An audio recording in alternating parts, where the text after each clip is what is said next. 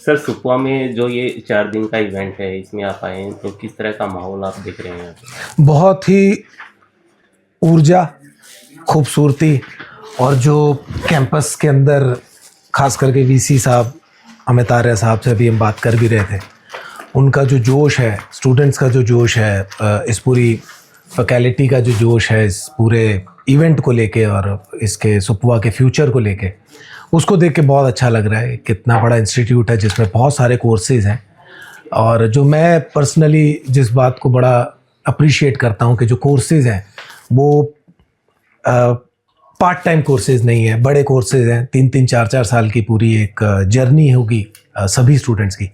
उससे क्या है, एक बेस बड़ा स्ट्रांग हो जाता है किसी भी चीज़, किसी भी विधा को सीखने के लिए। तो उसको देख के, इस फेस्टिवल को देख के मैं बहुत ही शुक्रगुजार हूँ कि मुझे मौका दिया वीसी साहब ने, अमित आर्य जी ने मुझे यहाँ पे आने का, बुलाने का। और मेरे से पहले काफ़ी दिग्गज कलाकार और यहाँ पे मौजूद रहे हैं।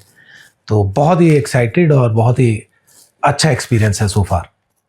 थिएटर से आप जुड़े रहे हैं तो थिएटर का भी यहाँ पे 4 दिन का इवेंट है, तो थिएटर के जरिए जो लोगों को मैसेज जाते थे वो बहुत कम हो गए हैं। अब थिएटर भी करना लोग पसंद नहीं कर रहे हैं या जाना पसंद नहीं कर रहे हैं, क्या बात है वो पता नहीं है, लेकिन थिएटर के माध्यम से जो मैसेज जाते थे वो बहुत कम है।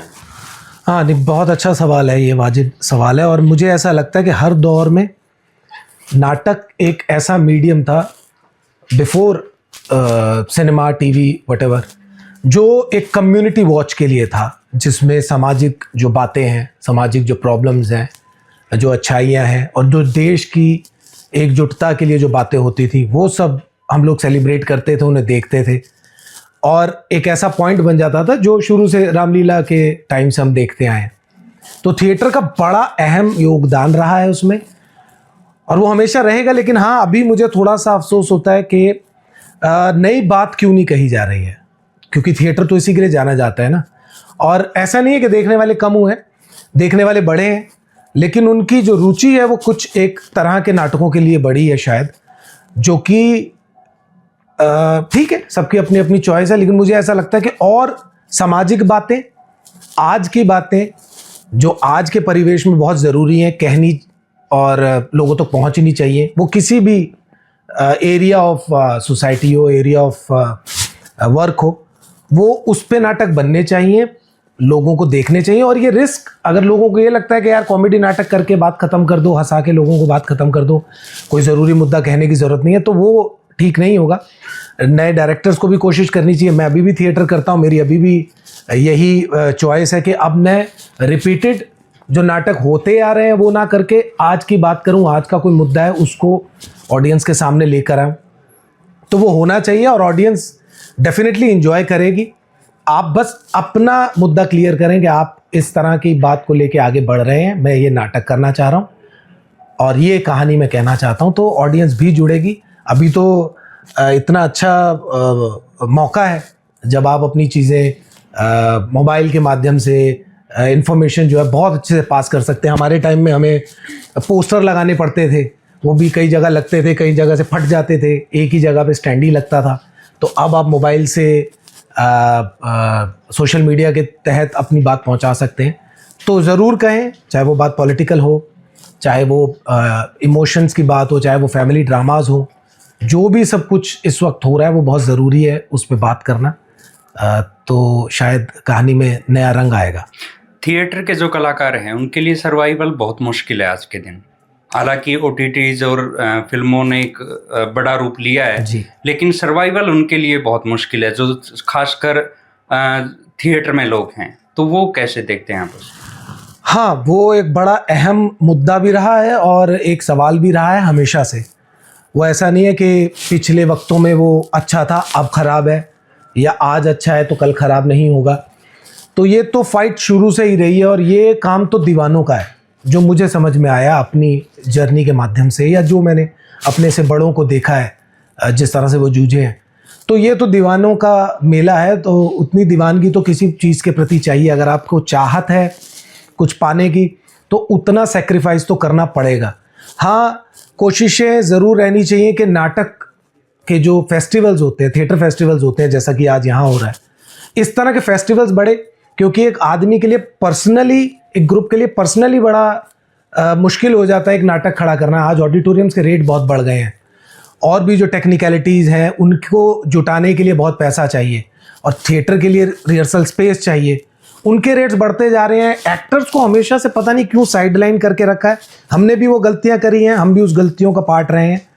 ना हमें कभी पैसे मिले, ना हम उतने पैसे कभी दे पाए, लेकिन अपनी तरफ से हमेशा कोशिश करी है कि कुछ बहुत ना हो सका तो किसी का खर्चा दिन का आने जाने का उतना दे सके। लेकिन मैंने अपनी तरफ से हमेशा दिल्ली में रहते हुए जब भी मैंने थिएटर किया, मैंने कोशिश किया कि मैं अगर नाटक करके 5,000 रुपये भी कमाता हूँ और मेरी टीम में 10 लोग हैं तो वो सब पे पैसा बटे, ये मेरी कोशिश रहती है। और इससे शायद फलता फूलता भी है, आगे जाके वही लोग सीखेंगे और आगे बढ़ेंगे।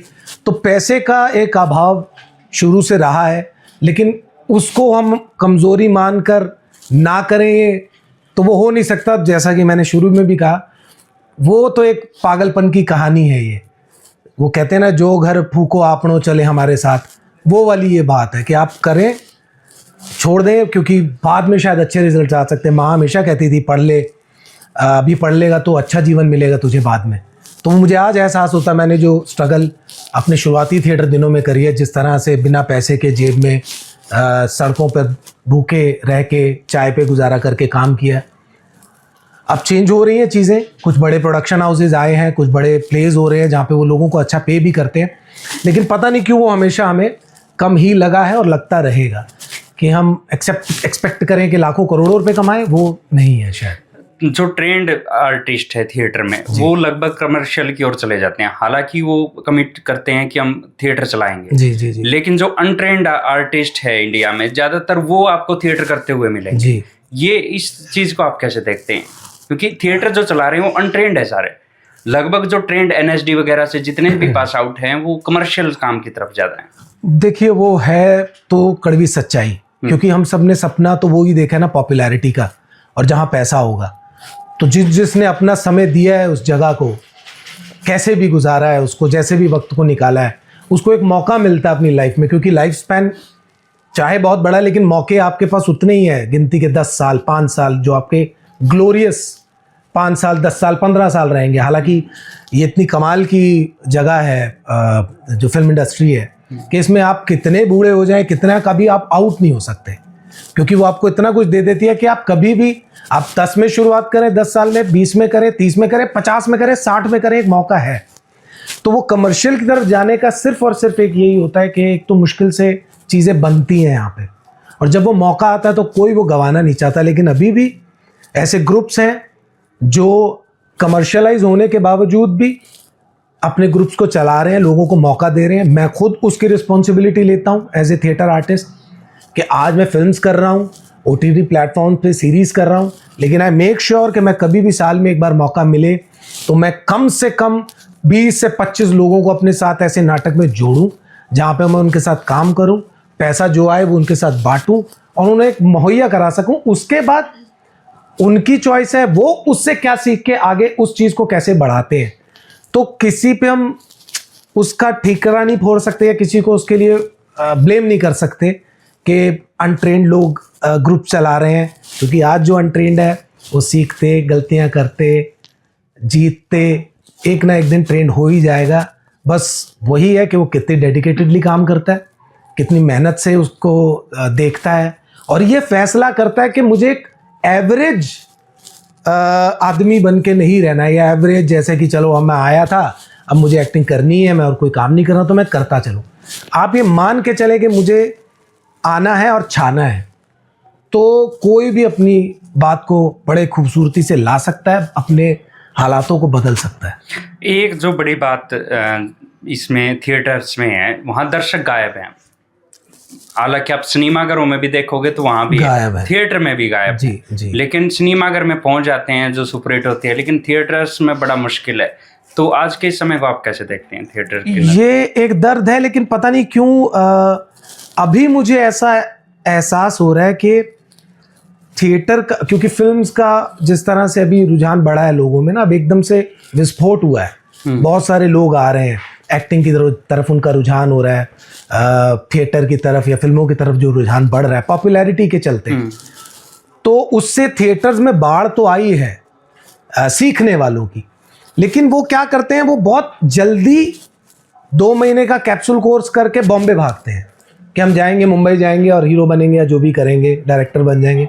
वो टाइम नहीं दे रहे हैं अपना थिएटर को, तो वो इसीलिए वो कमी महसूस हो रही है। क्योंकि आप रहें, रुकें तो ऑडियंस को खींच पाएंगे, क्योंकि आपको थोड़ा सा एक्स्ट्रा फोर्स तो लगाना पड़ेगा।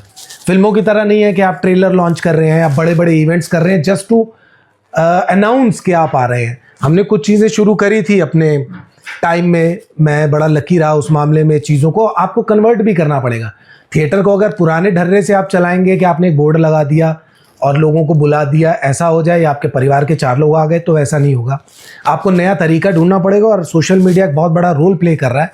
आप अपनी बात एक वीडियो के माध्यम से, टीज़र ट्रेलर, थिएटर में टीज़र ट्रेलर मैंने काटे, मैंने मोशन पोस्टर बनाए, मैंने फिल्मी स्टाइल में पोस्टर्स बनाए थिएटर के, उससे लोगों को अट्रैक्ट किया। टाइम लगा, लेकिन लोगों का जब विश्वास बढ़ गया एक ग्रुप में, लोगों में, तो लोग आए भी।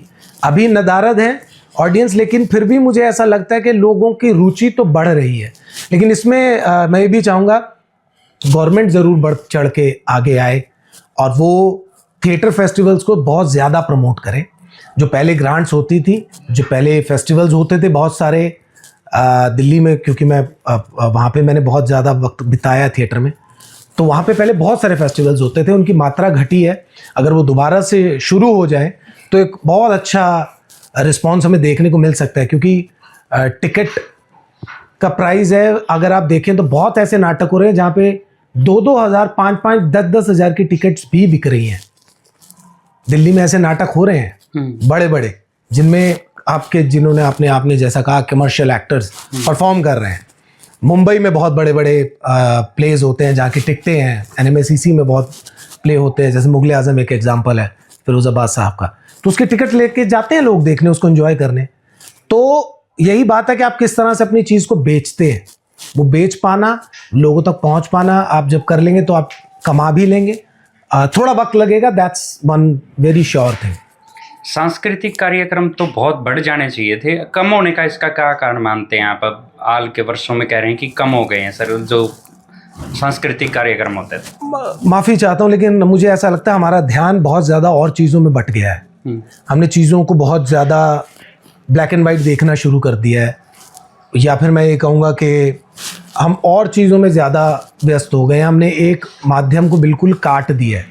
कल्चर जो हमारे देश की एक सबसे पावरफुल, एक बहुत ही ताकतवर चीज़ है, और मैं बड़ा खुश हूँ और मैं इस बात से बड़ा फ़ख्र महसूस करता हूँ कि मैं इस लाइन में हूँ, क्योंकि मुझे अपने देश के विभिन्न राज्यों में जाने का, भाषाओं को सीखने का, कल्चरल इवेंट्स को देखने का, लोगों से मिलने का मौका मिलता है। और मैं हैरान रह जाता हूँ कि ये चीज़ें लोगों के सामने क्यों नहीं आ रही हैं, और क्यों वो स्तर जो है वो गिर रहा है, जबकि उसे बढ़ना चाहिए। जबकि हमें इस वक्त ऑल ओवर वर्ल्ड हमारे पास तो इतनी वेरिएशन है जिससे हम छा सकते हैं। हमारे पास बहुत सारे ऐसी डांस परफॉर्मेंसेस हैं, ऐसे ऐसे म्यूजिकल्स हैं, इतनी कहानियाँ हैं। तो मुझे लगता है कि अपने अपने कल्चर को बचाने के लिए शायद हमें एक्स्ट्रा एफर्ट खुद से डालने पड़ेंगे, रादर देन दिस कि कोई आएगा और वो करेगा।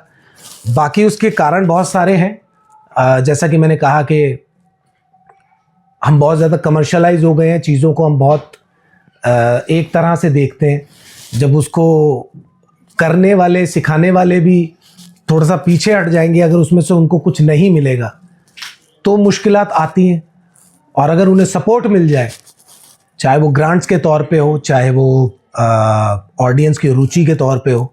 और वो क्या है ना कि अभी 2 मिनट की आदत जो पड़ गई है ना, ये रील्स की, उसने भी बहुत ज़्यादा प्रभाव डाला है उन पे। कोई भी समय निकाल के चीज़ों को देखने को तैयार नहीं है।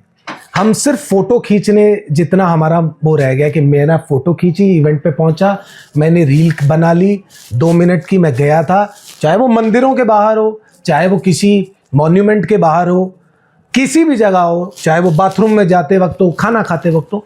वो जो 2 मिनट का हमारा अटेंशन स्पैन है, उसको शायद हटा के एक और कोशिश करना, थोड़ा सा पेशेंस लाने की वापस से ज़रूरत है ऐसी भागती दौड़ती ज़िंदगी में, तो शायद हम अपने कल्चर को बचा पाएंगे। बॉलीवुड की बात करें तो क्या अच्छे कॉन्सेप्ट जो हैं वो आने बंद हो गए हैं? जैसे आपने एक फिल्म की थी छपाक, वो एक सोशल उस पे थी मामले पे। छपाक में मैं नहीं था साहब, छपाक में मैं नहीं था। आप नहीं थे जो कोई बात नहीं, लेकिन अच्छी मतलब फिल्म है वो, अच्छी सोशल फिल्म है। मैसेज तो है। उस तरह की जो सोशल मैसेज हैं, क्या इस तरह की फिल्में बंद हो गई हैं बनना? देखिए, अभी जैसे देखते हैं तो मार धाड़ वाली फिल्में ज़्यादा चलती हैं। मैं खुद उससे बड़ा परहेज करता हूँ, लेकिन माफ़ी चाहता हूँ, कल आप मुझे ऐसी फिल्में देखें तो मुझ पे गाली मत मुझे दीजिएगा, क्योंकि हमें करना पड़ता है जिस तरह से हमें जिस चीज़ के लिए बुलाया जाए हम वो करना चाहते हैं। मैं बहुत सारी ऐसी फिल्में करना चाहता हूँ, इसी आपके माध्यम से कह भी देता हूँ, मैं सोसाइटी में हो रहे विमेन उत्पीड़न के ऊपर, औरतों के उत्पीड़न पे बहुत सारी कहानियाँ हैं जो मैं कहना चाहता हूँ। मैं रेप पे कहानियाँ कहना चाहता हूँ, बच्चों के शोषण पे कहानियाँ कहना चाहता हूँ, फिल्म के माध्यम से कहना चाहता हूँ।